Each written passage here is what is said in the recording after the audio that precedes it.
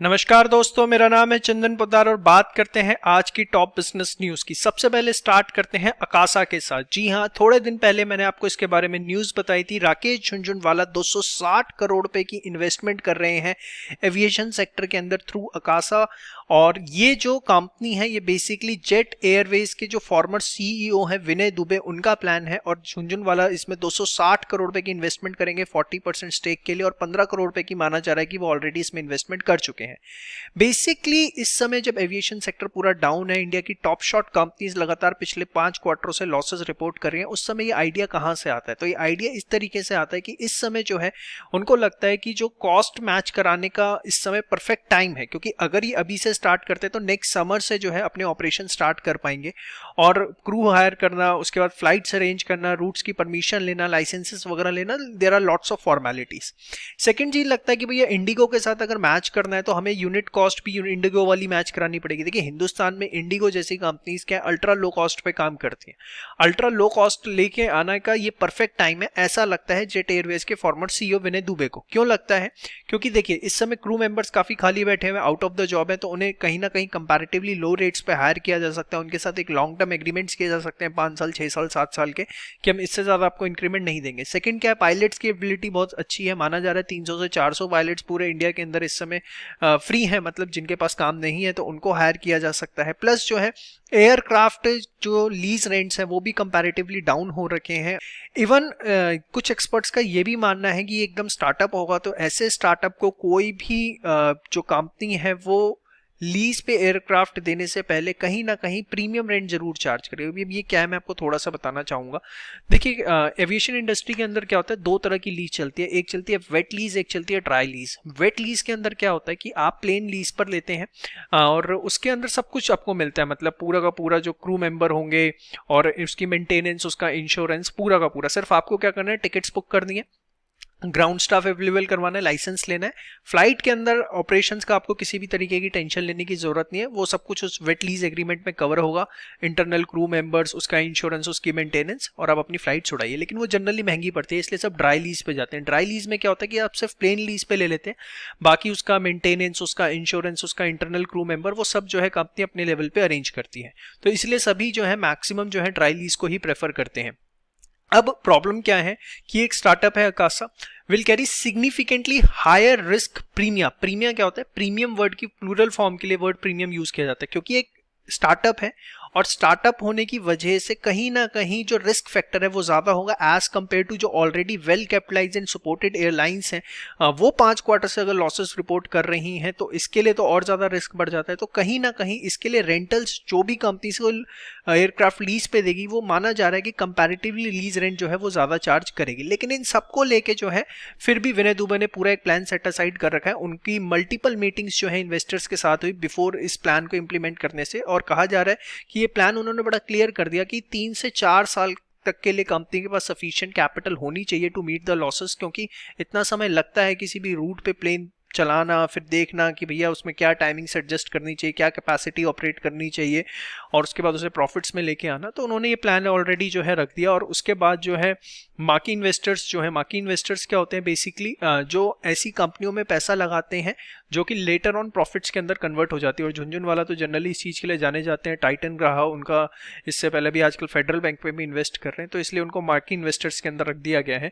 तो बेसिकली ये माना जा रहा है कि अकासा का जो प्लान था उसके ऊपर झुनझुनवाला इंक्लूडिंग अदर इन्वेस्टर्स उन्होंने अपना ट्रस्ट दिखाया and they agreed to invest the amount. तो लेट्स सी, देखते हैं अगले साल से ऑपरेशन स्टार्ट करेगी कितना ये सक्सेसफुल रहता है।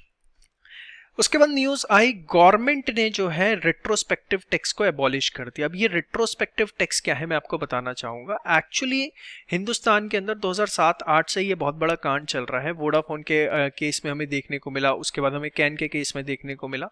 इसमें क्या था कि बेसिकली मैं आपको बड़ा सिंपल वर्ड्स के अंदर समझाऊं कि ये विदेशी कंपनियां हैं, इन्होंने हिंदुस्तान में जब अपने शेयर्स ट्रांसफर किए इधर उधर किए तो इसके ऊपर बहुत ह्यूज टैक्स जो है इन कंपनीज के ऊपर लगा दिया गया। और इन कंपनीज का ऐसा मानना था कि इन पे वो टैक्स नहीं लगना चाहिए।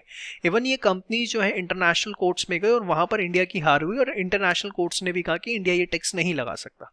ऑल टुगेदर इससे ही हुआ था कि इंडिया की बहुत किरकिरी हुई थी, फॉरेन इन्वेस्टर्स के मन में ना कहीं डर बैठ गया था कि इंडिया में इन्वेस्टमेंट करना खतरनाक है, क्योंकि रिट्रोस्पेक्टिव टैक्स ले आते हैं। रिट्रोस्पेक्टिव टैक्स क्या होता है कि आप लॉ के अंदर ऐसा चेंज कर देते हैं जो आज इससे अप्लाई नहीं होगा, वो पिछले सालों से अप्लाई होगा। फॉर एग्जाम्पल सरल अक्षरों में बोलूं कि गवर्नमेंट आज एक लॉ लिया है कि हम आपकी 1 रुपए की भी इनकम होगी ना तो उस पर टैक्स लगाएंगे। एक तो हुआ कि वो हम आज से करेंगे, तो this will be called as prospective.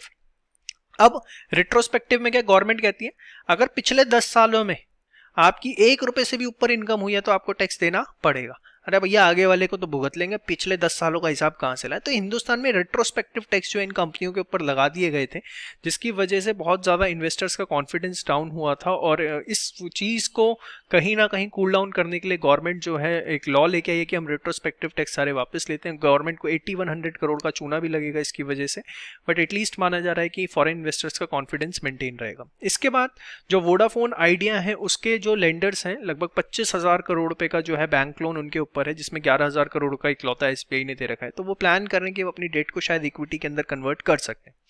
इसके बाद मूवमेंट मार्केटिंग, इसको भी लेके थोड़ी हमारी डिस्कशन पहले हुई थी। एक स्पेसिफिक मूवमेंट को लेके जब फायदा उठाने की कोशिश करती हैं कंपनियां तो उसे मूवमेंट मार्केटिंग कहा जाता है। जैसे रोनाल्डो के केस में हमने देखा था कि उन्होंने कोका कोला की बोतल उठा के साइड रख दी, जिसकी वजह से जो कोक का वैल्यूएशन था मार्केट में बहुत ज्यादा गिरा था। तो आजकल ओलंपिक्स का टाइम चल रहा है, पीवी सिंधु ने रिसेंटली जो है मेडल्स जीते हैं, तो उसके बाद जो है काफी कंपनीज ने उनकी फोटो और अपनी कंपनी का लोगो लगाते हुए उनको कॉन्ग्रेचुलेट करना शुरू किया अपने फेसबुक पेज पे, जो काफी आगे तक प्रमोट हो रहा था। तो इसको लेके पीवी सिंधु जो है लीगल एक्शन ले सकती हैं, क्योंकि वो ऑफिशियल ब्रांड एम्बेसडर्स नहीं है और इन ब्रांड्स की लाइक हैप्पीडेंट, पान बहार, पीएनजी, और इनके ऊपर वो लीगल केस कर सकती हैं कि आपने हमारे फोटो को कैसे इस्तेमाल किया अपनी ब्रांड को प्रमोट करने के लिए। लेकिन मुझे ऐसा लगता है कि ऐसा नहीं करना चाहिए, क्योंकि एक ओलंपिक्स का टाइम है, कॉन्ग्रेचुलेशंस करने का टाइम है, और इसकी वजह से कोई सेल्स के अंदर जबरदस्त बूस्टअप नहीं आ जाता है। खैर क्या कह सकते हैं, आगे बढ़ते हैं। इसके बाद आज पीएम जो है अपना नेशनल मिशन जो है लॉन्च करेंगे, जिसमें फाइनेंशियल ईयर 2021-22 के अंदर टारगेट है 400 बिलियन का एक्सपोर्ट लाने का। देखिए एक्सपोर्ट्स को बढ़ाना बहुत जरूरी हो गया है। इस साल क्रूड ऑयल इंपोर्ट बिल जो है हमारा $100 बिलियन का हो सकता है। मतलब आप समझते हैं कि अपने आप में अमाउंट है, और अगर हमने अपने एक्सपोर्ट्स को नहीं बढ़ाया तो ये बहुत ज़्यादा दिक्कत का सौदा हो सकता है, क्योंकि ये तो सिर्फ क्रूड ऑयल की बात कर रहा हूँ। इसके अलावा इलेक्ट्रॉनिक्स पे हमारी डिपेंडेंसी बहुत ज़्यादा है, मल्टीपल सेगमेंट्स हैं। गवर्नमेंट का टारगेट है 1 ट्रिलियन एक्सपोर्ट का 2027-28 तक, और एटलीस्ट $500 बिलियन के जो हम एक्सपोर्ट्स हैं वो करें अगले 2 सालों में। तो देखते हैं, मनाएंगे भगवान से कि जल्दी ये टारगेट्स पूरे हों, क्योंकि जरूरी भी है। इसके बाद सेंटर का जो डेट टू जीडीपी रेशियो है 16 सालों में सबसे ज्यादा हाई हो गया, दैट इज नाउ एट 61.7%। मतलब जीडीपी का कितना हमारे पास पर डेट है, तो वो 61.7% हो गया, पिछले 16 साल में सबसे है। और ये होना भी था, कोविड के चलते बहुत ज्यादा इन खर्चे जो है देखने को मिल रहे हैं, plus government multiple infrastructure schemes के अंदर पैसा इन्वेस्ट कर रही है, तो ये होना लाजमी था। इसके बाद एक सबसे जबरदस्त जो न्यूज आई वो आई चाइना से। चाइना की जो ऑनलाइन एजुकेशन प्लेटफॉर्म्स हैं वो अपने एम्प्लॉयज़ को धड़ाधड़ अब निकाल रहे हैं, और काफ़ी प्लेटफॉर्म जो अपने ऑपरेशंस को बंद कर रहे हैं। ऐसा क्यों हो रहा है, क्योंकि चाइना की जो गवर्नमेंट है लास्ट मंथ एक नया रूल लेके आई थी, जिसके हिसाब से उन्होंने क्या किया था कि जो आफ्टर स्कूल ट्यूटरिंग होती है, जिसको देसी भाषा में आप बोल सकते हैं ट्यूशन पढ़ाना, उसको जो है बैन कर दिया था कि प्राइवेट फर्म्स जो हैं कोई भी स्कूल सब्जेक्ट जो है वो बच्चों को नहीं पढ़ा सकते, उससे प्रॉफिट नहीं कमा सकते, और उन प्रोजेक्ट्स के लिए कैपिटल रेज नहीं कर सकते।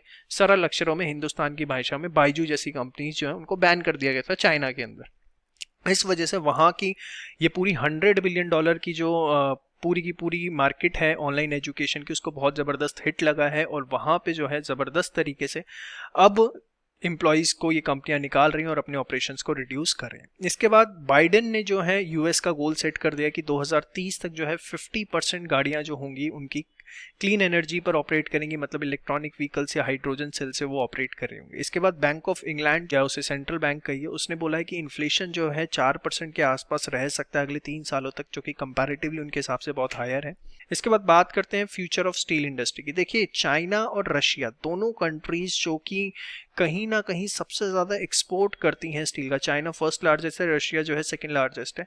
उन्होंने अपनी पॉलिसीज ऐसी बना दी है कि सारा का सारा स्टील जो वहाँ प्रोड्यूस होता है वो डोमेस्टिक कंजम्पशन के लिए ही यूज़ हो, एक्सपोर्ट कम से कम हो या इवन ना के बराबर ही एक्सपोर्ट हो, जिसकी वजह से माना जा रहा है इंडिया को बहुत ज़बरदस्त फ़ायदा मिल सकता है। इंडिया को 10.8 मेट्रिक टन का जो है हमारा एक्सपोर्ट रहा था फाइनेंशियल ईयर 2020-21 में, जो कि माना जा रहा है इस साल 11 से 13 मेट्रिक टन जो है वो रह सकता है। और कहीं ना कहीं प्राइस राइज का भी हमें एक पूरा का पूरा स्कोप दिख सकता है, क्योंकि हिंदुस्तान के अंदर जो हॉट रोल्ड कॉयल होता है बेसिकली स्टील का, वो हम बेचते हैं $900 टन के हिसाब से, जो कि यूरोप के अंदर प्राइसेस है $1400 का और यूएस के अंदर है $2050 का। तो कहीं ना कहीं स्टील इंडस्ट्री के जो फ्यूचर्स हैं वो अभी वायबल दिख रहे हैं at least for next 2 to 3 years. तो यहाँ पर जो है अगर कोई ट्रेड करना चाहता है तो शॉर्ट टर्म के लिए शेयर्स में पैसा इन्वेस्ट कर सकता है। तो कैसी लगी आपको ये बिजनेस न्यूज़ ज़रूर बताइएगा और कमेंट सेक्शन में ज़रूर लिखिएगा, और पीपीटी आप हमारे टेलीग्राम चैनल से ले सकते हैं। जय श्री श्याम।